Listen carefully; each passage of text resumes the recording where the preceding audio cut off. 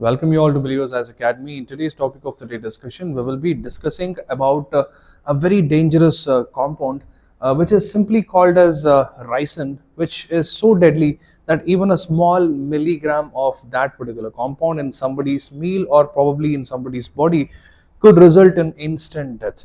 Yes, we are talking about ricin, a small compound which is derived just out of the castor bean, which normally is used to produce or to in the manufacturing of the castor oil. So this particular video is dedicated about understanding this chemical compound ricin, which is derived from castor oil manufacturing or castor beans, and also we will discuss as to why is it considered to be the most dangerous poison, and the most shocking of all of this is that it is recently found in India. So what happened during the recent arrest that was made, the three individuals, especially by the Gujarat ATD, anti-terrorist squad, and they arrested three doctors, of which one of them, who was trained from China, was confiscated for producing this particular compound ricin, which is considered to be the world's most lethal biological toxins.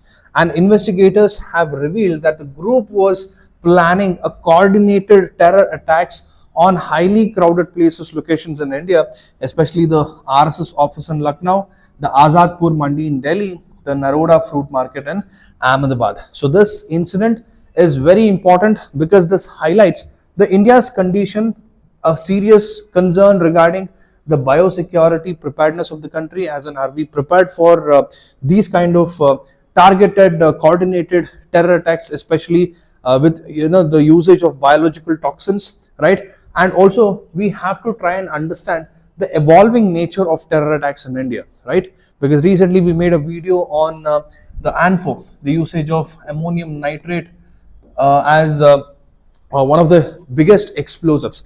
And now we are coming across ricin, which usually used to find its place in thriller movies and some of the cinemas. But now seeing this being practically used, and that too found on Indian soil, makes it very alarming and most shocking. So what is this ricin? So it is a naturally occurring protein or toxin which is mostly found in the seeds of castor plant, which is generally used to product or in the production of the castor oil, and it is widely cultivated in India, making or let's say this makes or this castor oil seed makes or is a raw material which is for this the particular toxin that we are talking about, the ricin, and that raw material is very easily accessible in India, which is very much shocking. So talking about the extraction, the process which involves the extraction of the castor oil from the seeds, the 30 to 60% of the castor seeds, from that the 30 to 60% contains oil.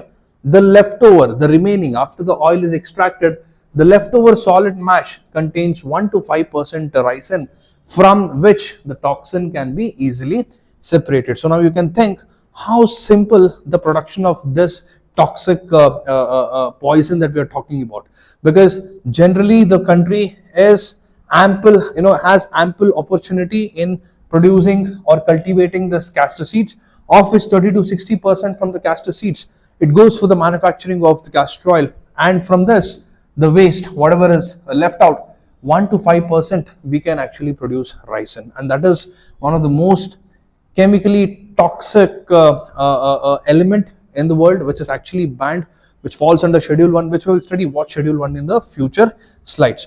So how does this work, right?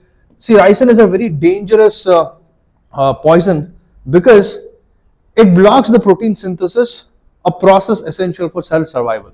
Because what generally happens when this ricin gets into the human body is that if we consider a cell, normal cell of the human body, there are nucleus, right? There are a lot of cell organelles, of which one of the important cell organelle is your ribosomes.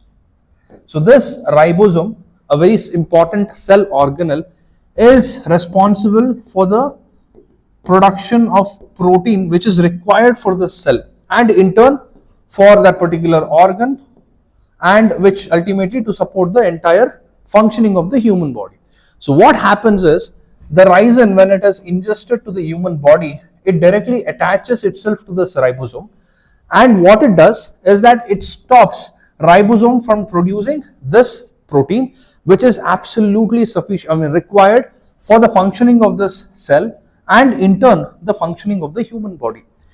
So the moment rhizin attaches to this ribosome and stops the production of this protein, so the first thing that happens is this cell dies, followed by probably that particular organ also dies. Eventually the person dies by multi-organ failure, right? So usually this is how most of the people, or all the people so far who have been ingested with rhizin, dies due to the failure of various organs to function, or the failure of multi-organ functioning, the person dies.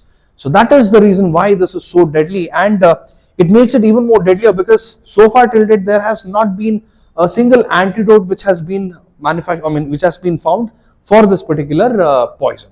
Now let's try and see the indigestion causes. Like, let's say, what are the different ways how it can get inside the human's body, right? The ingestion may cause, first of all, the symptoms: severe vomiting, diarrhea, and after couple of hours, or probably after a few days, internal bleeding, and then followed by hallucinations and seizures, and eventually even probably kidney and liver failure. So we're talking about all of these things happening within 3 to 4 days after the ingestion to the human body.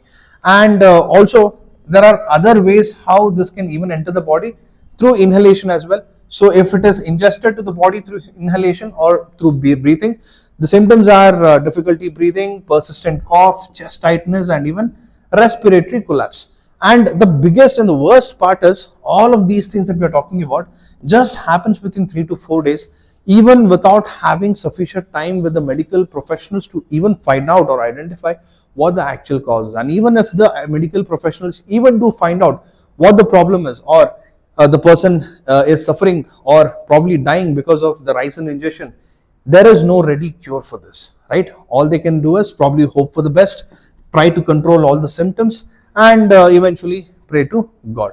So that is the reason why rhizin is very difficult to treat. One is, we already discussed, because there is no known antidote for this particular rhizin, and this toxin acts very quickly, even before the victim or even the medical professionals actually realize that it has been ingested to the body. And as I said, 3 to 4 days, and treatment is only supportive, focusing on managing the symptoms and not probably giving a medication which can actually help the person eradicate it. And not just that, we will also try and see other instances where this was used, because considering the toxicity of this particular compound, this earlier was used for military purposes, right? Because one thing is, due to its natural availability and the extreme toxicity, it was studied as a potential biological weapon during the World War I and World War II, and Iraq was the one which attempted to weaponize this the first time in the 1980s, focusing an aerosol delivery system, right? To keep in mind, Iraq was the one who attempted to use this, to weaponize this in the early 1980s, and however, during the World War I and World War II is when that this was discussed, or this was researched, and this was used or found to be studied because of its extreme toxicity nature. And according to the Chemical Weapons Convention classification, rhizin is put under the Schedule 1 of the Chemical Weapons Convention, which makes it absolutely impossible to use it, right? Because it is the strictest category. The Schedule 1 under the Chemical Weapons Convention is the most strictest category, the strictest schedule, where any of the compounds which are put under Schedule 1 is reserved only for substances, right, for research, only for research, and no other legitimate use, just for research, pretty much similar to other chemical compounds which are already been put under Schedule 1, like your sarin, VX, and even mustard gas. So Schedule 1 is also important from the examination point of view. So why is this Gujarat case so important then, right? So why does this case matters? not just because of the finding of this ricin, but also because it directly talks about the rising biosecurity challenges, because India has a large scale castor production, and considering how easy that this poison can be produced or manufactured, it increases the risk of ricin misuse. Second is the low cost and the high impact weapon. So unlike explosives, even for that matter ammonium nitrate, fuel oil explosives, or even other kind of explosions or other kind of toxic chemicals or even poisons, ricins does not even require any specialized equipment or large procurement network, because already India is producing a huge amount of ricins. All you need to know is how to process the residue to get the compound out, right? So that is also one of the biggest concern. Next is the difficulty of detection, because ricin as a chemical compound is neither having any taste nor has any odor, right? So it is an odorless, tasteless, and can be hidden very easily. And we're talking about not a handful of ricin, just 1 milligram of ricin mixed in probably someone's food, or someone's probably given to some person. The person can die. It is sufficient for an adult, a fully grown adult, to die with just 1 milligram of this particular ricin compound. And I think people who are very good avid Netflix or let's say series watchers, there's one famous series, Breaking Bad, where the protagonist uses the same chemical compound ricin to kind of kill most of his enemies, not most, at least 1 or 2 enemies. And there the mention of this ricin, you can relate to, you can mention, right? You can remember. And next is the potential for mass casualty attacks, right? Because we are talking about 1 milligram and just one, sufficient for one grown adult to die. And imagine the scale of the deaths that could happen possibly if it is being used as a chemical weapon, right? So that is also one of the biggest problem, right? So that is all which is required for the examination from the ricin point of view. In fact, we've discussed most of the things. Even before we end the video, let's try and solve one prelims question. Consider the following statements about ricin. Ricin is classified as a Schedule 1 toxin under the Chemical Weapons Convention. Ricin is extracted from the seeds of the castor plant after the oil is removed. An effective antidote exists for ricin, making early treatment highly successful. Which of the following statements are correct? Anyway, that's all for this particular video today. We'll meet another day with another video. Until then, signing off, this is Madan Gopal. Have a wonderful day.